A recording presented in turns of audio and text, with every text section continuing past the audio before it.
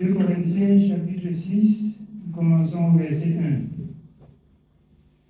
Puisque nous travaillons avec Dieu, nous vous exhortons à ne pas recevoir la grâce de Dieu en vain. Puisque nous travaillons avec Dieu, l'apôtre Paul dit qu'il nous exhorte de ne pas recevoir la grâce de Dieu en vain. De ne pas recevoir la grâce de Dieu en vain. Ça signifie quoi pour nous qui avons cru? La parole qu'on écoute chaque jour, qu'on n'écoute pas cette parole pour rien. Écoutons et mettons en pratique. Écoutons et soumettons-nous à Dieu. Puisque nous marchons avec Dieu, puisque nous travaillons avec Dieu, puisque nous avons cru en Dieu, puisque nous attendons de Dieu, nous regardons vers Dieu, ne recevons pas la grâce de Dieu en vain. Oui, bien aimé. Car il dit, au temps favorable, j'étais exaucé, au jour du salut, j'étais secouru. Au temps favorable, dit le Seigneur, j'étais exaucé. Tu as demandé pardon. Tu te retournais vers Dieu. Tu te décharges. Comme il dit dans Matthieu 11, 28, il a agréé, il a pardonné. Maintenant, à ton tour de l'honorer, puisque tu marchais déjà avec lui, obéis à sa parole. Obéis à sa parole. Oui, bien-aimé. Voici maintenant le temps favorable, voici maintenant le jour du salut. Nous ne donnons aucun sujet de scandale en quoi que ce soit, afin que le ministère ne soit pas un sujet de blâme. Nous ne donnons aucun scandale en quoi que ce soit. On n'aménage pas de soutien en ce qui concerne le péché. En ce qui concerne la saine doctrine, on ne peut pas scandaliser. Ce qui est dit selon la parole de Dieu est dit. Et c'est ce qu'on doit vivre. Si ce n'est pas cela, nous disons non. Nous disons non. Et ensemble, non. Parce qu'au moment où nous avons désiré la présence, le pardon, l'amour de Dieu, Dieu nous a exaucés. Amen. Amen. Oui, bien.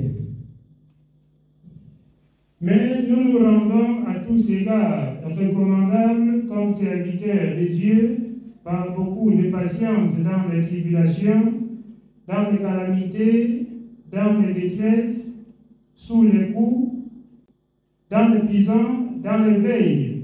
Alors écoutez bien, ce sont des difficultés que nos aînés ont subies sans relâche. Ils ont persévéré, ils ont subi des difficultés et ils ont tenu. Et c'est pourquoi cette bonne nouvelle est venue jusqu'à nous.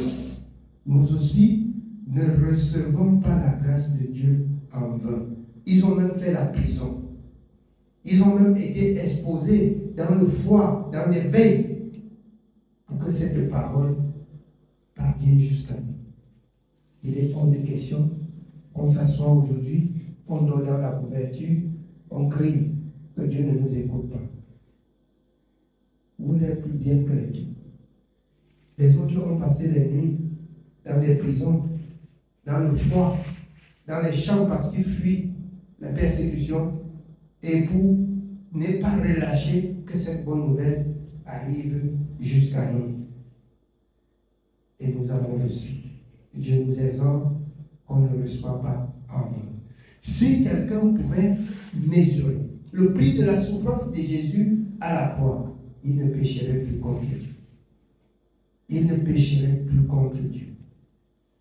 Nous péchons contre Dieu parce qu'on ne mesure pas la gravité, la grandeur de la souffrance de Jésus à la croix. On ne regarde pas, on ne voit pas ce que a subi les apôtres pour que cette bonne nouvelle parvient jusqu'à nous. On ne regarde pas, on ne considère pas. À partir de ce soir, considérez. Ne prenez plus la grâce de Dieu en vain.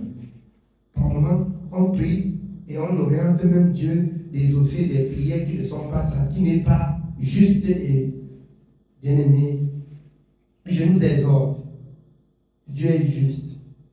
Comme je disais, si Dieu m'avait donné la possibilité du jugement, c'est que le jugement là doit être terrible.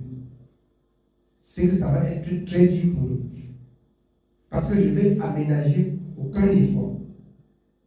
Si je vivais pour la loi, selon la loi, je n'aménagerais plus jamais de soutien en ce qui concerne le péché. Que le Seigneur nous soutienne. Je ne vous condamne pas.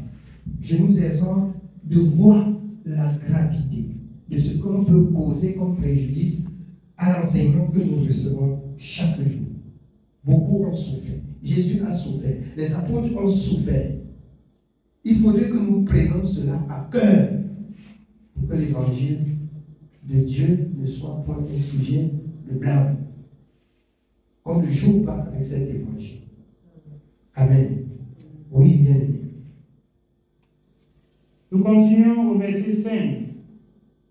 Sous les coups, dans les prisons, dans les troubles, dans les travaux, dans les veilles, dans les jeûnes, par la pureté, par la connaissance, par la longanimité, par la bonté, par un esprit saint, par une charité sincère, par la parole de vérité, par la puissance de Dieu, par les armes offensives et défensives de la justice, au milieu de la gloire et de l'ignominie, au milieu de la mauvaise et de la bonne réputation, étant regardé comme imposteur, quoique véridique.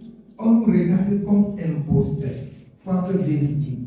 Les serviteurs, les hommes de Dieu qui ont servi, écoutez tout ce qu'ils ont subi. Et ils nous exhortent ce soir de ne pas recevoir la grâce de Dieu en vain. Je vois comment ceux qui ont pris le temps d'écouter, de suivre, de nous suivre. Aujourd'hui, comme je parlais de celle qui est venue ici, qui m'importune, disant, le Seigneur m'a révélé.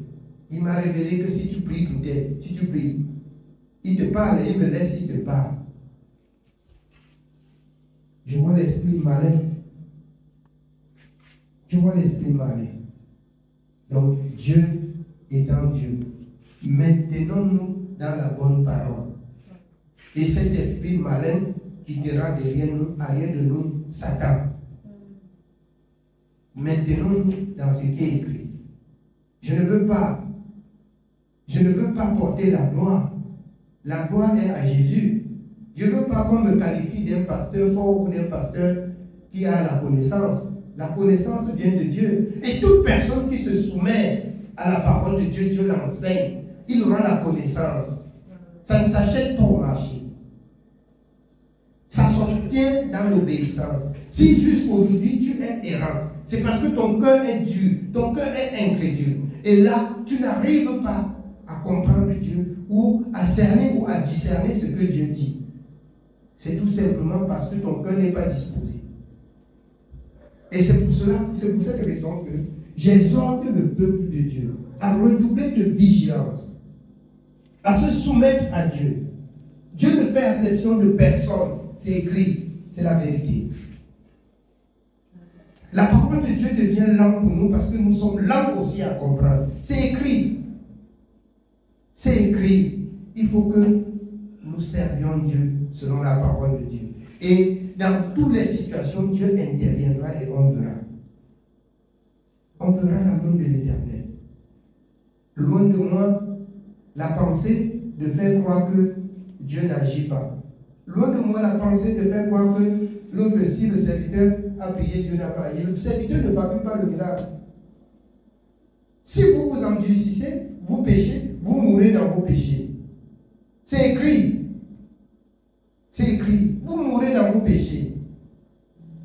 C'est la vérité. La faute est à qui? Aux serviteurs? C'est lui Dieu? Jamais. Ce n'est pas possible que le Seigneur nous donne, mes bien-aimés, d'obéir à la parole de la vérité. Dieu soutient ceux qui vivent selon la vérité, selon la parole de la vérité. Amen. Oui, bien-aimés. Nous continuons au verset 9. Comme inconnus, quoique bien connus, comme mourants, et voici nous vivons. Comme châtiés, quoique non mis à mort. Comme attristés, et nous sommes toujours joyeux. Comme pauvres, et nous en enrichissons plusieurs. Comme n'ayant rien, et nous possédons toutes choses. C'est une vérité certaine. Beaucoup disent qu'il n'a pas fait l'école de théologie. Il n'a pas étudié. Mais ils écoutent la parole, ils sont édifiés. Nous sommes pauvres, mais nous enrichissons. Nous sommes sans connaissance, mais nous donnons la connaissance aux hommes. C'est la vérité. Nous enseignons les hommes à quitter le mal, afin que nous comprenions que la sagesse vient de Dieu. La connaissance de même vient de Dieu. Bref, tout ce qui est juste, tout ce qui est bien-aimé, mérite l'approbation. Ça vient de l'Éternel. Amen. Oui, bien-aimé. Notre bouche s'est ouverte pour vous, Corinthiens. Notre cœur s'est élargi. Vous n'êtes point à l'étroit au-dedans de nous, mais vos entrailles se sont rétrécies. Rendez-nous l'appareil. Je vous parle comme à mes enfants, élargissez-vous aussi. Ne vous mettez pas avec les infidèles sous un joug étranger, car quel rapport y a-t-il entre la justice et l'iniquité, ou qu'y a-t-il de commun entre la lumière et les ténèbres? Et voilà ce qui tue les enfants de Dieu, le mélange. Ne vous mettez pas avec les infidèles. Quel rapport y a-t-il entre le juste et l'infidèle? Ne mélangez rien. Ne mélangez rien. D'autres pensent s'incliner vers moi comme des prophétesses et pour m'instruire, pour me dire ce que Dieu a dit.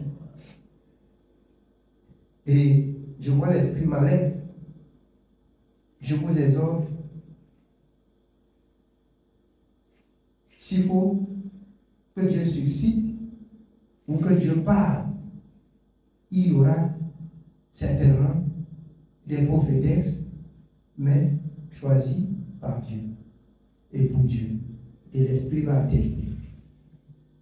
Parce que l'Esprit ne ment pas et elle marche avec la parole. Amen. Oui, bien. Nous sommes au verset 15. Quel accord y a-t-il entre Christ et Bélial? Ou quelle part a le fidèle avec l'infidèle? Quelle part y a-t-il avec celui qui est mort avec Jésus et celui qui parle d'un Jésus qui ne connaît pas, qui n'est pas mort avec lui? Quelle part?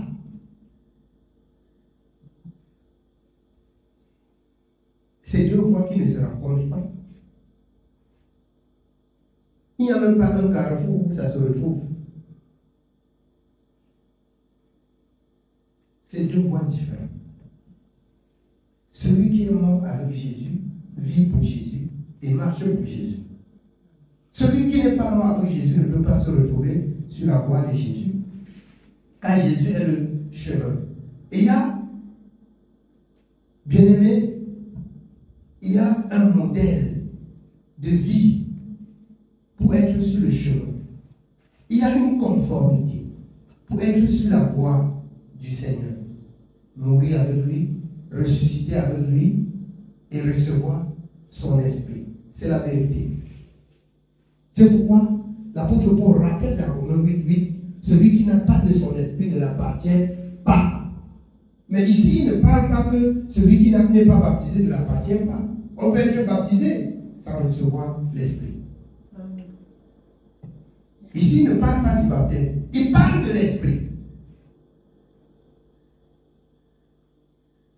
Ça, voilà les choses qui caractérisent la conformité de la conduite d'un être avec Jésus. Si tous ceux-ci ne sont pas conformes et que tu ne cherches pas à te conformer, ça ne marche pas. On dirait à quelqu'un qu'il faut l'acte de naissance et qu'il faut le certificat de nationalité pour établir une carte d'identité. Il prend l'acte de naissance et il va au commissariat qui veut la carte d'identité. Et certainement, on jongle sans certificat de nationalité. Quelqu'un prend dehors le dossier, un voleur, il prend ton acte et il part, il dit attends là-bas, tu auras la carte d'identité. La carte d'identité. Mais tu vas passer toute la vie là-bas et pourri, et si tu t'appuies, ta carte va s'égarer, ton acte va s'égarer. C'est pas ça. Je prends des choses terrestres pour vous expliquer le céleste. On dit qu'il faut ton acte de naissance certifié et le certificat de nationalité. Timbré, tu prends l'acte, même sans photocopie, tu pars, tu dis que tu veux la garantie. Et un bandit qui a soif de oil, il dit donne-moi et donne l'argent. Tu dis que c'était un policier, il avait la tenue. C'était un policier, il avait la tenue.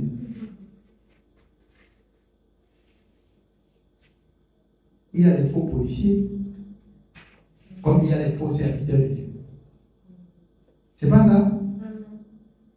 Vous comprenez qu'on a arrêté les faux policiers, on les a déshabillés. Est-ce qu'il n'était pas habillé? Il avait la tenue, non? Il y a les faux policiers comme il y a les faux pasteurs. C'est la vérité. Vous ne cherchez pas à connaître la loi de votre nation. On va vous tromper. Vous ne cherchez pas à connaître la loi de votre Dieu. On va vous tromper de même. Méditer la parole, c'est connaître la loi de son Dieu. Vous n'êtes pas se laisser séduire par des doctrines diverses et étrangères, des faux pasteurs. C'est pourquoi chaque personne doit lire pour avoir la connaissance. Amen. Oui, bien. Nous continuons au verset 16. Quel rapport y a-t-il entre le temple de Dieu et les idoles? Car nous sommes le temple du Dieu vivant. Comme Dieu l'a dit, j'habiterai et je marcherai au milieu d'eux. Je serai leur Dieu et ils seront mon peuple. C'est pourquoi sortez du milieu d'eux et séparez-vous, dit le Seigneur. Ne touchez pas à ce qui est impur et je vous accueillerai. Si tu es un enfant de Dieu, ne touche plus à ce qui est mal et Dieu va t'accueillir. Dieu va te conduire. Dieu va t'enseigner. Dieu va te rappeler ses paroles. Dieu va t'accorder la grâce de recevoir son esprit. Il arrive seulement que nous cherchons à imposer notre volonté à Dieu. Ça ne marche pas. Ça ne marche pas. Amen. Oui, bien. Je serai pour vous un père et vous serez pour moi des fils et des filles, dit le Seigneur Tout-Puissant. Amen. Amen. Que Dieu soit béni. C'est le message de ce soir.